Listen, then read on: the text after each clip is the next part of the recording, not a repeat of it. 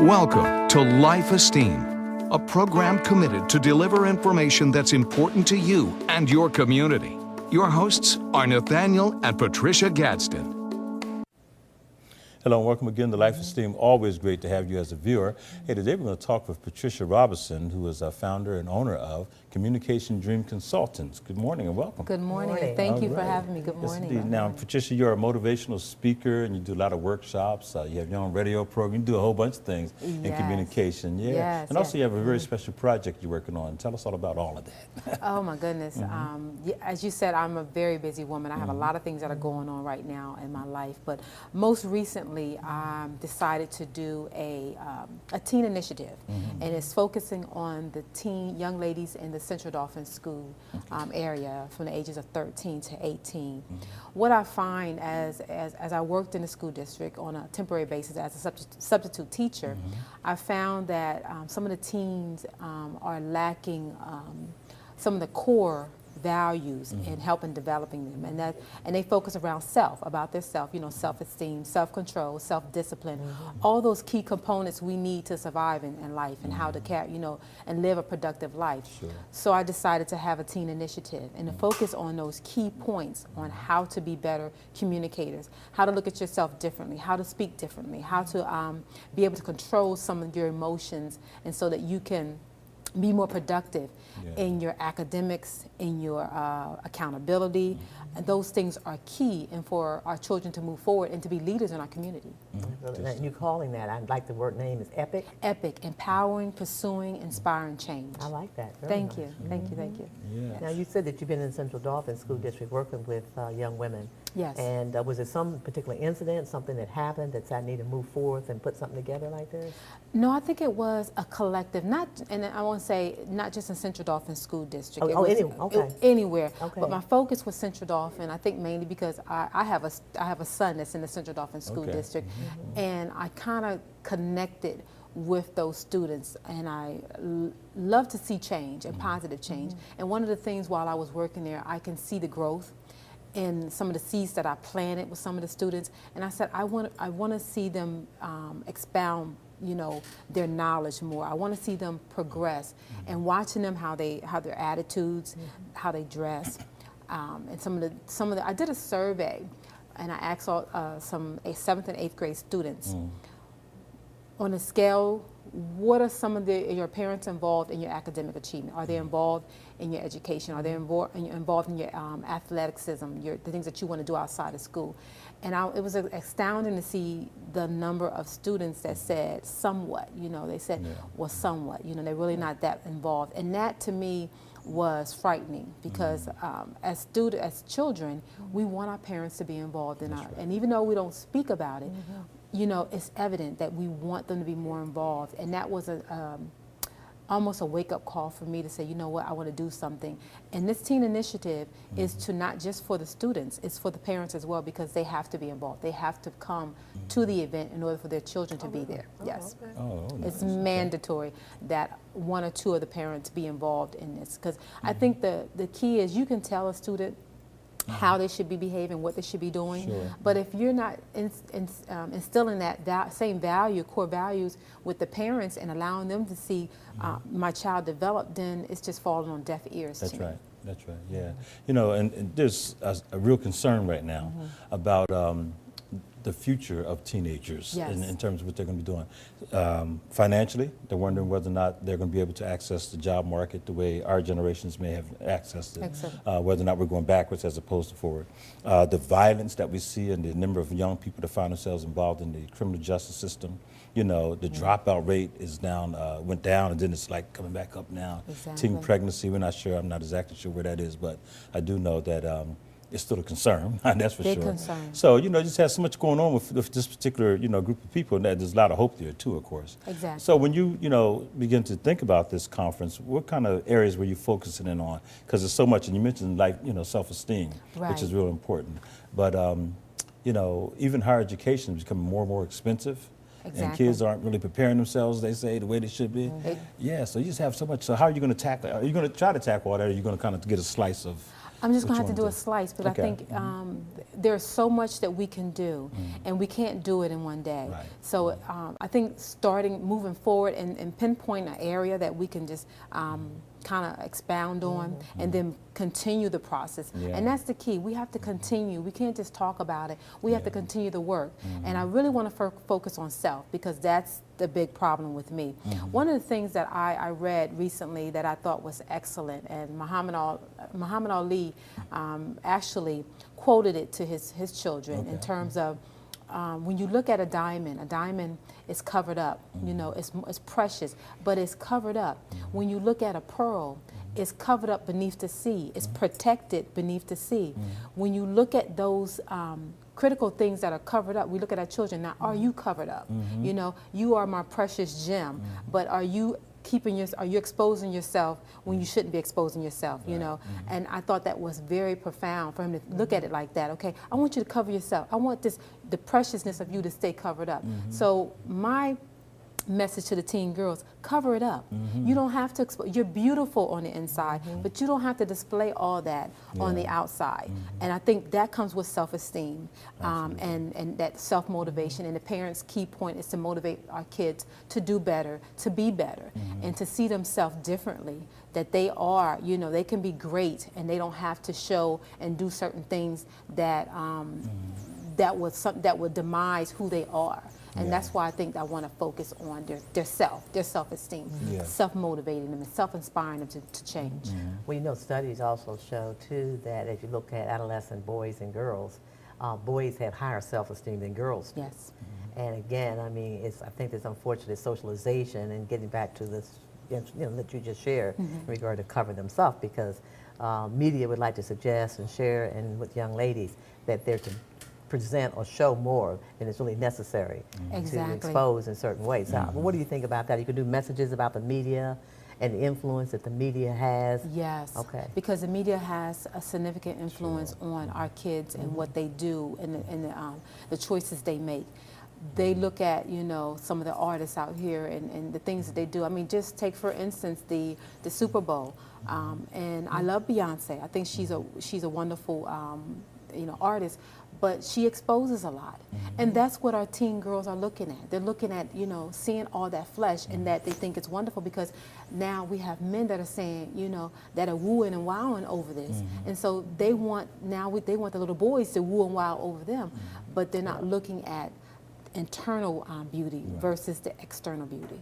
And that becomes a problem. Until we change the way we think about things and how we look at things, it's going to continue this way. If we can change the media, which is going to be it's a daunting task, because it sells.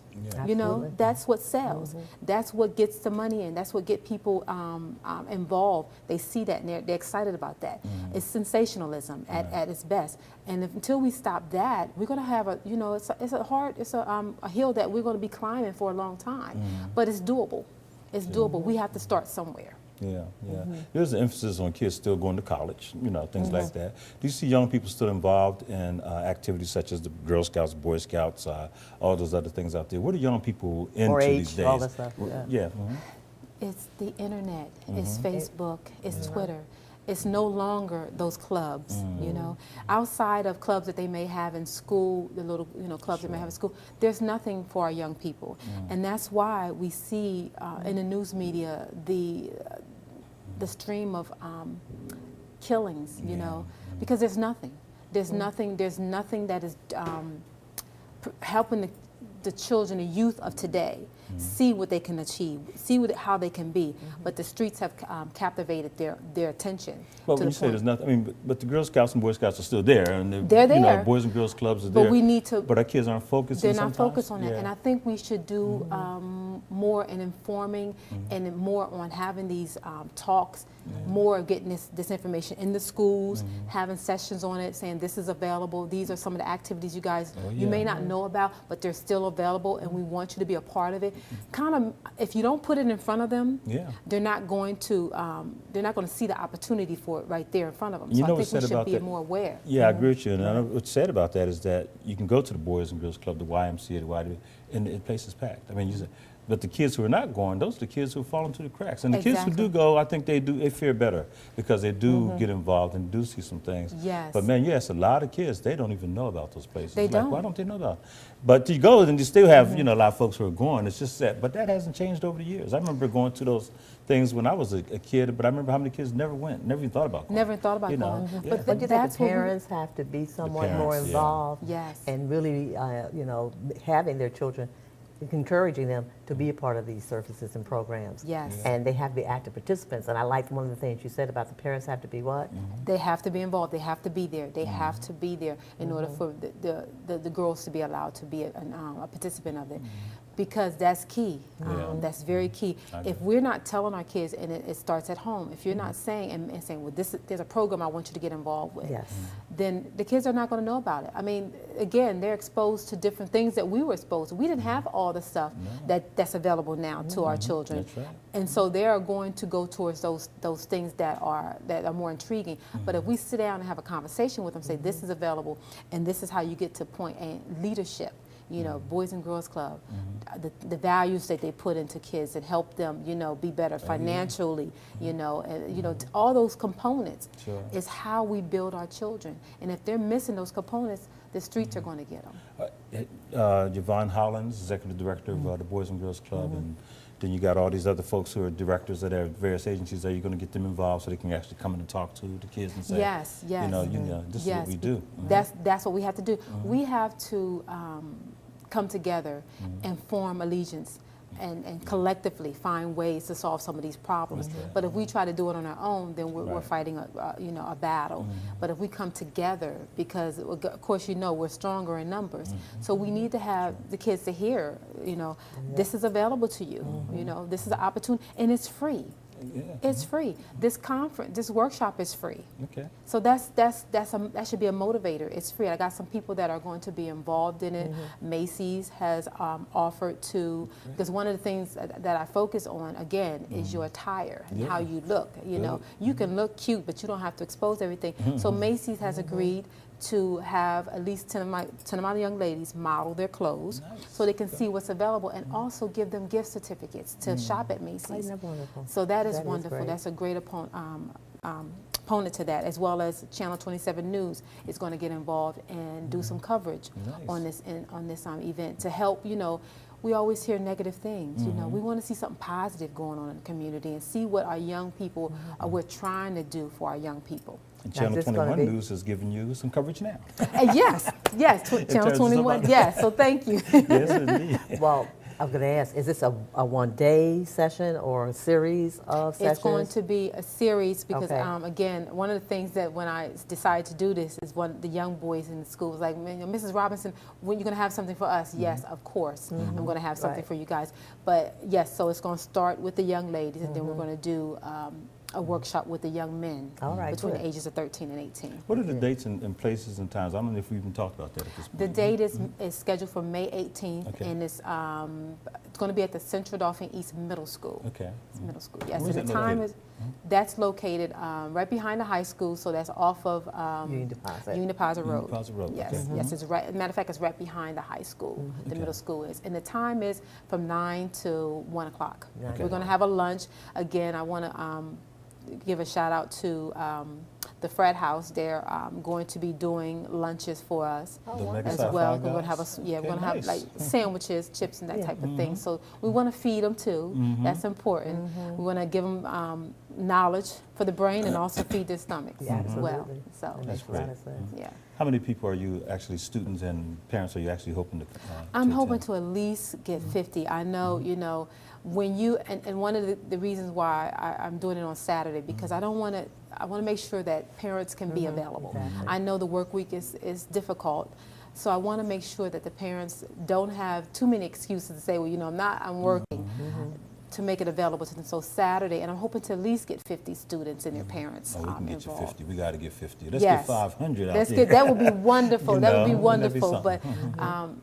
as I know how we can be, and so I said, I say 50. I really want to shoot for that mark. If we can get 100, 200, that would be great. Yeah. That would be great. How do people register? Do they call you? One of the or- things is I'm going to put it on my website as well as put information trickle it throughout the Central Dauphin schools, all of the schools, and have the principals make an announcement, have a sign-up sheet, those type of things, and hopefully generate a email blast to the parents. That's something that I have to get approval because, again, because of the Privacy Act in terms of information. Yeah, I want to make sure that I go through the proper channels and make sure that the school can kind of allocate that process in terms of getting that information out through the emails to the parents, because I think the emails is the best way, lines of communication at the present time. Yeah. Yeah. Now, and you did say, though your primary focus is Central Dauphin. It's open to any student, any parent. Is that right? It's just Central Dauphin. Oh, just Central Dauphin this time. Okay. Yes, and then I'm going to, again, this is Later. going to, later, Okay. we're going to expound this, but I wanted to start there. Okay. A ground that I'm familiar with, and to just, again, starting somewhere Oh, no, and that's trickling good. through the community. That's Okay. good, yeah, and it's a big need there in the Yes. district, you know. Yes. And so that's a great way to start, and you're concentrating there. Let's talk more generally now about your company itself. When did you start Communications? Dreams Consultant. Consultant. Okay, consultant. Tell the whole thing about that. Well, I started it, it's been in works since 2010. Okay. I really kind of launched it last year in terms of really getting it off the ground, getting the information out to people, and also going into certain small businesses and sharing what it is to be an effective communicator. How do you use your skills as a secretary, as a manager, a supervisor, and enhance those skills so that you can be able to not to only communicate up, but communicate down. Because I find there is a barrier sometimes when we're in our communication, and a lot of times we don't know how to communicate. So to bring that information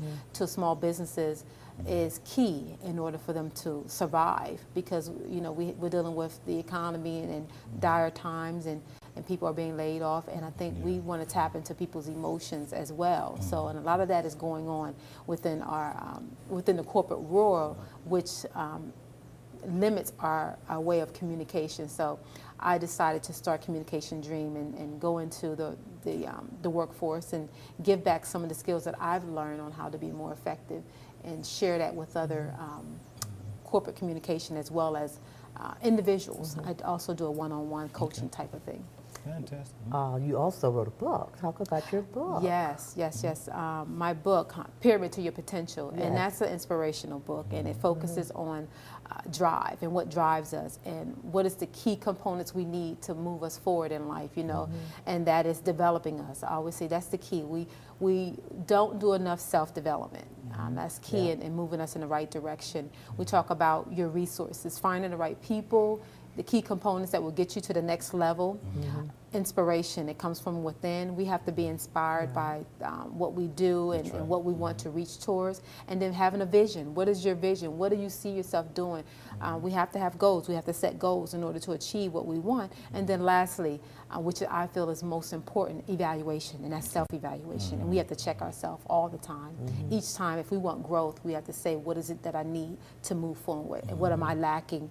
And go out and reach for those things. Absolutely. Yeah, You have so much that you've really been involved in, and you're going to again have a women's conference. Yes. That's going to come up in August. August. Yeah, talk about that and what you hope to occur in bringing people together outside the area. Matter of fact, you're going to take it somewhere else. Yes, I'm going to be having my fourth Phenomenal Women's Conference, which will be in Baltimore, Maryland, at the Inner Harbor. And I'm looking to, and it's all about connecting people that normally would not connect themselves. I have a young lady that's going to be speaking. She's going to be doing one of my breakout sessions. She's from New York City. I have a young lady from Philadelphia. She is an AKA. I have two young women from Baltimore, Maryland, and then I have a keynote speaker that's also from Baltimore, Maryland, that's going to be doing some. And also, Ms. Pat, you are on the itinerary for being part of the conference. So we want to bring all these people together from different areas, different walks of life together, and kind of come together and have a Phenomenal Women's Conference. And the Phenomenal Women's Conference is about women that normally you would not see in the limelight, normally you would not see, that don't get the accolades, but are doing the necessary things to keep the family together, to make everything work in spite of, you know, what's going on. Very good. Now, are you a 501c3 organization or just a nonprofit? Or This is a nonprofit organization. I'm not yet 501c3 status, but I'm working on that. Okay. But it is one of the things that we're doing, and we do every year. We award a Phenomenal Woman. Okay. We also give a portion of the proceeds to a charitable organization. This year will be the YWCA, and so we're focusing on that. And so we're excited about that and just giving back, and that's the key. It's giving back. I know Tina Nixon's glad to hear that. Yes. Most That's definitely. real Yes. good. Yeah, she's Yes. executive director of the YWCA, of Yes, course. yes. Yes, indeed. Yeah, so. Well, we get back to young women and really what you're, hoping to have happen and occur. And you think about, you talked about all these other outside things seem to be getting not just young women, but young men as well involved. And the whole internet, okay? And just the social media in itself. Do you see benefits to social media? Do you see it as a way that could enhance and allow young people to really do some different things in regard to direction in life? Or you think it's holding them back? What is your take on that? I think it's doing a little bit of both. Okay. I think it's holding them back in terms of the negative stuff that's taking place on it. Social media has allowed children to otherwise expose certain things about individuals that probably shouldn't be exposed. Share information that it's not building up, but it's tearing down. And they are not looking at it as a way of connecting with people in a positive way, rather as to, being hurtful. So in that sense, I think it's a bad thing, but it also allows students to connect and to befriend people that they normally would not befriend based on certain interests. You're a cheerleader, I'm a cheerleader. We may not go to the same school, but having that friendship, building that. But I think it's mainly at this point, because they're not seeing how hurtful it can be, that it's more or less tearing it down. It's too much. It's too much, and there's no restrictions in terms of, I think, more supervision from the parents' perspective and seeing what exactly their children are saying on these social media networks, what's going on. If there were more censorship on that, then I think we'll have less problems with how the children are communicating, because they're not communicating effectively.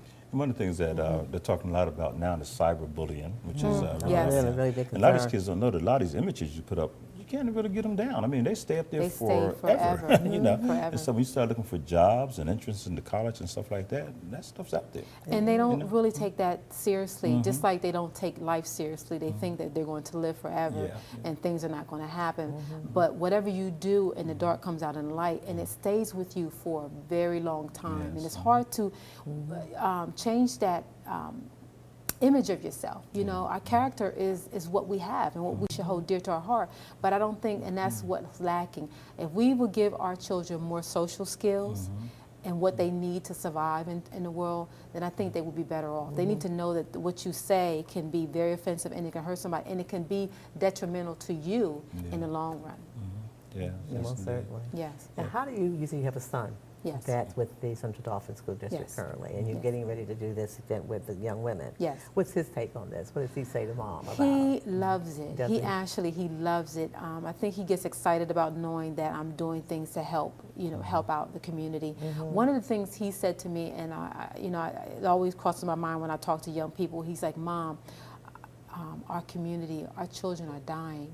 And he said, and I hate to say it, but they're dumbing down. He said, I see the generation, and my son is pretty much an AB student, so he gets good grades, and he's an athlete, he plays basketball, so he thrives on that. but he's watching and he's seeing what other students are doing. He said, Mom, and I think society has pretty much almost dumbing down our students, and their expectations are lower than what they should be. So we don't have, we're not reaching for, Obama wants us to reach for higher. We're not doing that. Yeah. So with him seeing, and I think I am his inspiration, and I love that because he can see if Mom can do it, and she hasn't stopped, pursuing education and doing things that will help the community. I want to do that with certain things to help out the community. So it's been a positive influence on him. Fantastic. You're involved in a lot. Yes. And you also have a lot going on. Like you said, you have so many different hats you're wearing and challenges and this and that. So as an entrepreneur, as a person who's trying to get this done, sometimes you have to make adjustments, this and that. How do you stay afloat? Give us a life lesson for those persons out there who want to be an entrepreneur. My goodness. Prayer. I say prayer is number one. It's key on my list that we have to just stay in the game. It's rough. But you look back at the people that have made it, and you think about the challenges that they faced, and it wasn't always pretty, but they kept on at it. You have whatever you want in life, you have to stick to it. If you have been given a gift or a talent and you're good at it, you just have to, I guess, change your mindset on it. Think positive and not think negative. Even though you're going to have some rough times, you just have to push through the rough times because it's going to get better. And I think that's what I focus on. Even when I'm talking to people, they say, I hear this all the time, and I don't know if I should say, but fake it till you make it. Just smile and just keep doing it until you make it, because eventually someone's going to reach out and say, you know what, let me give you an opportunity. I see what you're doing. That's right. Yeah. That's right. Because as soon as you give up, guess what? That opportunity might be there to present itself. Exactly. If you give up, guess what? That's It's all done. And then yours is a social. I mean, you're not just doing this because you just want to make money. I mean, you're actually doing this to create change in a lot of different ways. That's right. So that's another hat that you're wearing in terms of being an entrepreneur. You're trying to also be socially responsible. Building up that cadre of connectiveness out there and everything, is it real difficult, or how do you go about doing that in terms of helping get people see your vision? You know what, I think, and that's what I guess Facebook, social media is really good at this present time for finding out people that with like minds that can share, that shares your vision and your goals. Sometimes you'll have some and surrounding yourself around people that your core group of people that see your vision and want to help you pursue it. I don't find that it was difficult, and that's why I expound myself in terms of the area that I want to connect with, the Baltimore people, because they're thriving, Philadelphia areas. Those are people that really want to make things happen for themselves. So you connect with those type of people that you see that want the same thing that you want, and we're just reaching for the same goal. So I think that's the good thing about finding people that have your same likeness, the same thing that you want to pursue, and connecting with them, and then you just build upon that. And for me, it's working. It's working well. I'm finding that the more I connect with people outside of Harrisburg, the more I'm seeing opportunities. Well, we only have about 1 minute left, so give us a date and time again of your conference for your website. Central Dauphin. Yeah. The website is www.communicationdream.com, and the date for the EPIC, Empowering, Pursuing, Inspiring Change, for our teens in the Central Dauphin School District is May 18th between the hours of 9 a.m. and 1 p.m. and this will be held at the Central Dauphin East Middle School in Harrisburg, Pennsylvania. Fantastic. Wonderful. Patricia Robinson, thank you so much for coming on. You're Thank welcome. you for all that Thank you you do for having in me. community, and thank you so much for watching this program. We know you're going to support the EPIC conference and also all of these great things that's going on with our youth. Hey, stay tuned. We'll be right back with Life Esteem. See you next time. Thank you. Goodbye.